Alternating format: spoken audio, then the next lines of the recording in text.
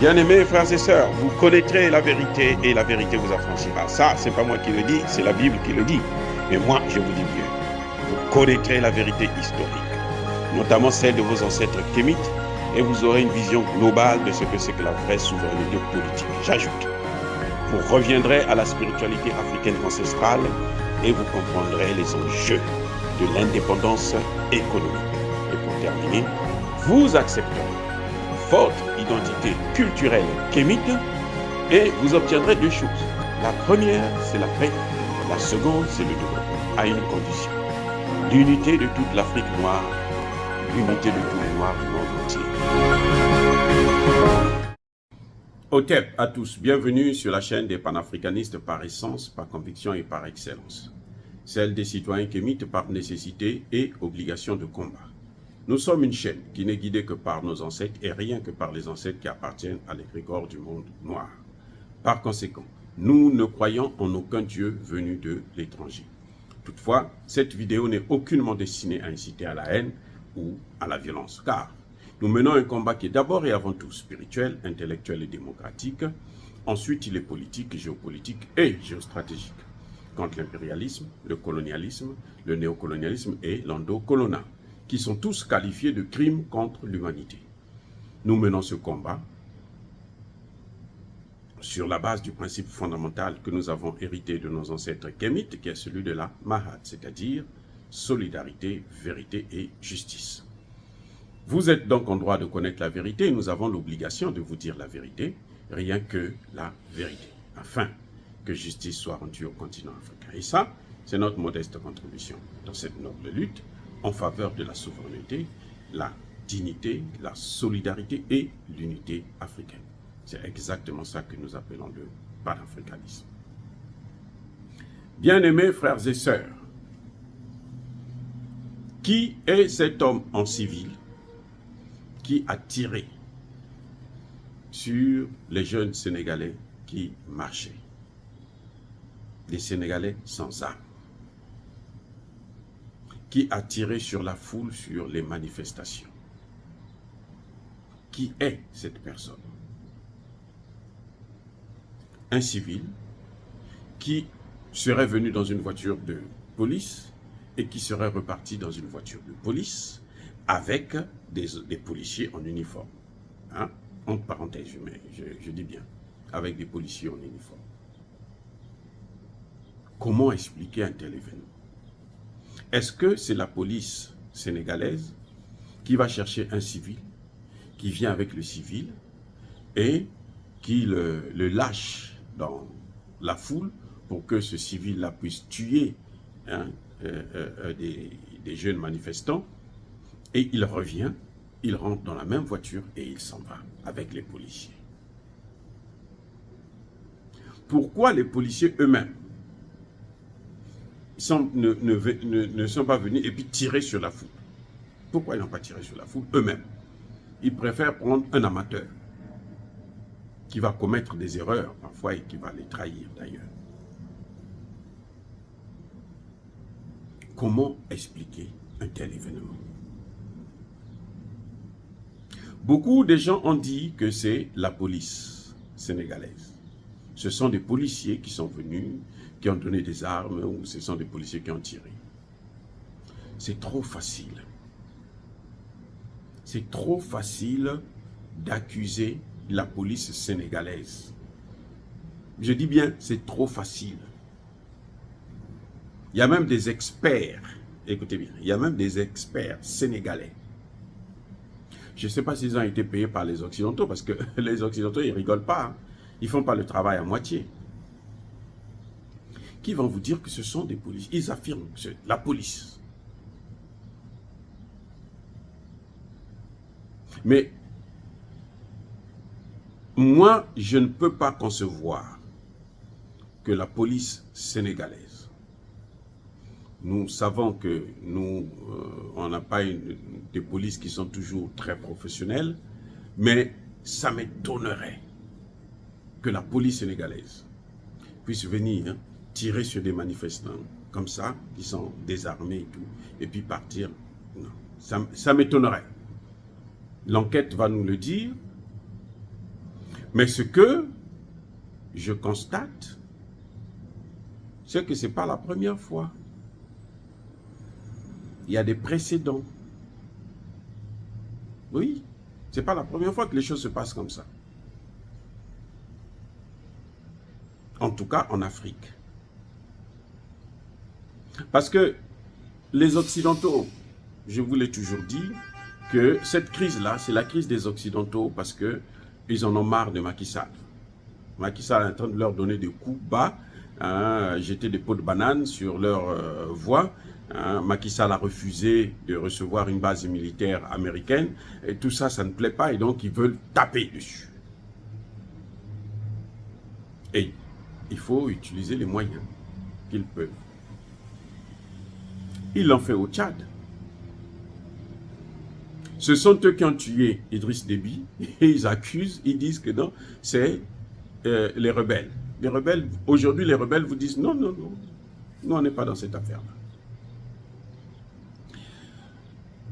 Je vous ai toujours dit que la situation qui se passe au Sénégal, elle est pratiquement la même que celle qui se passe au Tchad. C'est le même cas. On trouve un personnage qui va faire l'affaire, qui va appeler les gens à sortir, et lui, il est chez lui. Ou bien il est caché dans un bureau quelque part, bien protégé. C'est au Sénégal, Ousmane Sonko, c'est au Tchad, Succès Masra. Il est quelque part, hein. Lui n'est pas dans la manifestation, mais il appelle à manifester. Et après, il y a des gens qui viennent, qui infiltrent le mouvement, qui tirent. Et le plus souvent, ils tirent sur des jeunes. C'est-à-dire que les plus jeunes. Ils ne tirent pas sur des adultes, ils tirent sur les plus jeunes parce que c'est pour traumatiser, pour frustrer la population, pour vraiment énerver encore plus la population. On ne peut pas reprocher à une armée ou à une police d'intervenir lorsque il y a des manifestations pour contrôler, j'espère, parce que les gens ne se posent pas la question de savoir si cette manifestation avait été autorisée ou pas. Il faut poser la question. En tout cas, je n'ai pas entendu parler de ça de la bouche de ceux qui veulent critiquer, qui traitent Macky Sall de dictateur et qu'il faut qu'il parte. Je n'ai pas entendu ce genre d'interrogation. Est-ce que la manifestation avait été autorisée? Nous sommes dans un état de droit quand même. Puisque ce sont eux qui veulent la démocratie. La fameuse démocratie, c'est ça. Donc, vous voulez marcher, vous devrez demander l'autorisation. Est-ce qu'elle avait été autorisée? Et je ne pense pas. Bref. Et on envoie des gens. On ne peut pas dire à la police de rester comme ça, les populations, parce qu'il y a aussi des gens qui soutiennent. Il y a aussi une jeunesse qui soutient Macky Sall. Dire que la jeunesse soutient seulement Sonko, c'est faux. Il y a aussi des jeunes qui soutiennent Macky Sall. Il y a aussi des jeunes qui comprennent ce qui se passe. On ne peut pas donc reprocher au président de prendre des dispositions, de demander à la police, à l'armée, de calmer le jeu, de contrôler la situation. Contrôler, ça veut dire que lorsqu'il y a quelqu'un qui déborde, il faut frapper. Parce que l'État détient le monopole de la violence légitime. Mais pas de tuer des jeunes comme ça n'importe comment.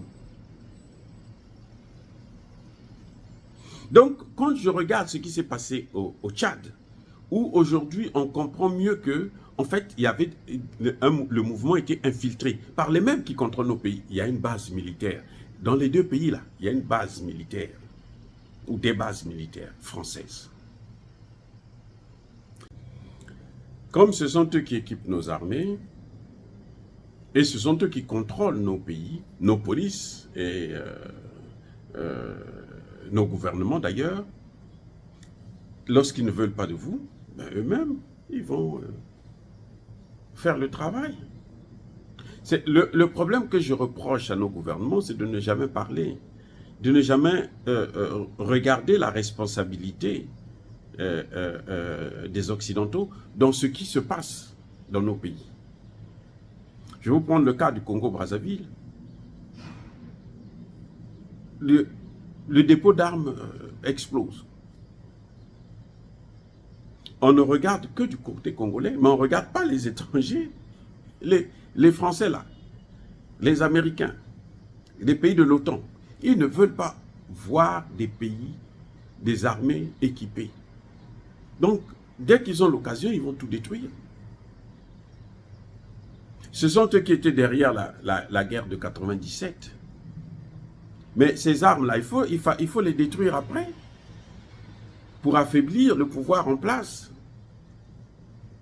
Eh oui, c'est ce qu'ils ont fait en Irak. Bref, je préfère être réservé sur cette question. C'est-à-dire attendre maintenant quels seront les résultats de l'enquête. Parce que je serais très surpris que des policiers professionnels du Sénégal viennent et tirent sur la foule. Ça passe pas trop à mes yeux. Les nervis là, je ne pense pas que ce soit l'œuvre de la police de Macky Sall. Je ne pense pas. Je ne dis pas que c'est impossible. Non, je dis je ne pense pas. Il me faut plus de preuves, plus d'éléments pour arriver à cette conclusion que Macky Sall est derrière ça. Ce que je sais, c'est que Macky Sall a le droit de ramener l'ordre, y compris par la force. Mais de venir tirer sur les manifestants comme ça, comme un dingue, ça m'étonnerait. Et, comme je vous ai dit, c'est exactement la même chose qui s'est produite au Tchad. Et beaucoup de panafricanistes sont tombés quand ils viennent directement conclure que non, c'est Macky Sall qui a fait. Parce qu'on a vu des gens en uniforme, donc c'est des policiers. Non, ça ne veut absolument rien dire. À Karma, au Burkina Faso, il y a à peine quelques semaines, quelques mois, qu'est-ce qui s'est passé? Des hommes en uniforme sont venus massacrer des populations. Tout de suite, c'est au Parlement européen qu'on a déduit. Ah, le gouvernement là est en train de tuer sa population, il faut qu'on intervienne. Il faut qu'on s'ingère. À Karma, là, au Burkina Faso. Et il y a même certains intellectuels qui sont tombés dans le piège. Mais attendez, l'armée burkinabé est en train de se battre pour la population, pour protéger. Ils prennent des risques pour leur vie. Mais ils vont à quoi ça sert de venir tirer sur ces mêmes populations que vous protégez? Vous voyez, c'est-à-dire que, et quand vous entendez des Occidentaux, le Coderme, dire que nous devons intervenir parce que le Burkinabé ne protège pas son peuple, nous on va protéger les populations civiles. Ils ont oublié que ce sont eux qui nous ont amené tout ça. Ils ont oublié que nous on a été victimes de l'esclavage, de la colonisation. Ça fait plus de 6 siècles qu'ils sont en train de nous persécuter, nous massacrer. Les mêmes, hein. C'est-à-dire que de génération en génération, ils ne font que tuer. Même quand on vient leur rendre service. Les tirailleurs sénégalais sont venus les aider là. Quand ils sont repartis au Sénégal, De Gaulle décide de les massacrer. Le massacre de Charonne. De Gaulle décide de les tuer tous. Voilà, parce que quand je dis massacrer, les gens vont se dire non, mais tuer, il les a tués. Pour rien.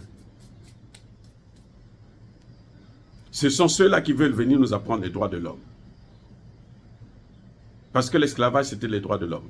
La colonisation, c'était les droits de l'homme. Attendez, soyons sérieux. Jusqu'à quand nous, on va accepter des choses comme ça?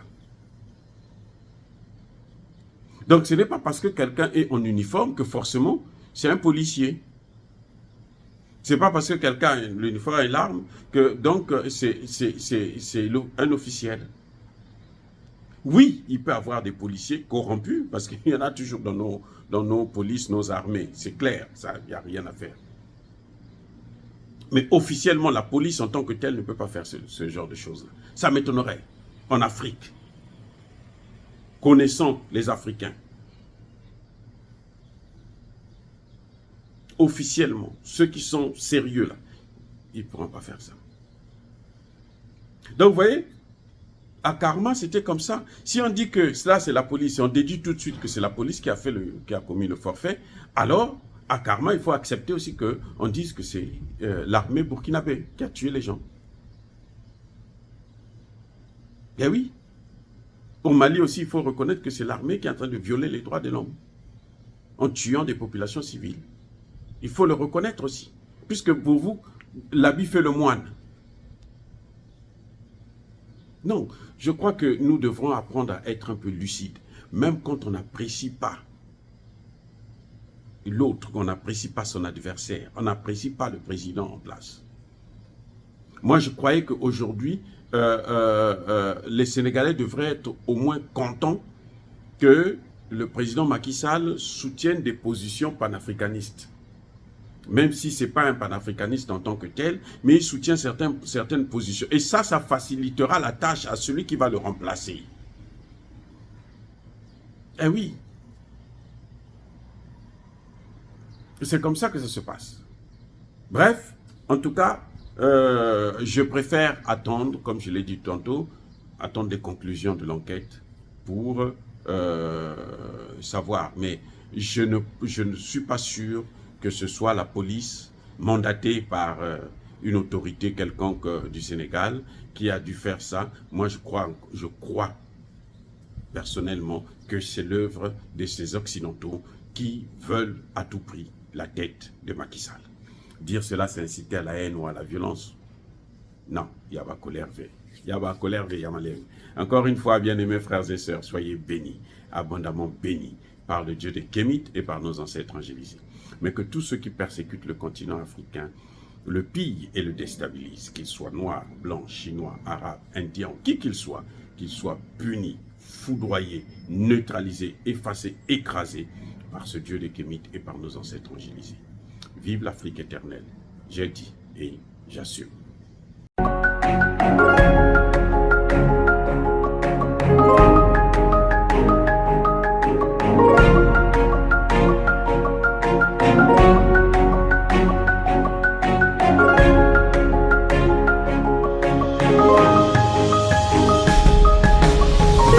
Eux, ils marchent par la foi et non par la vue.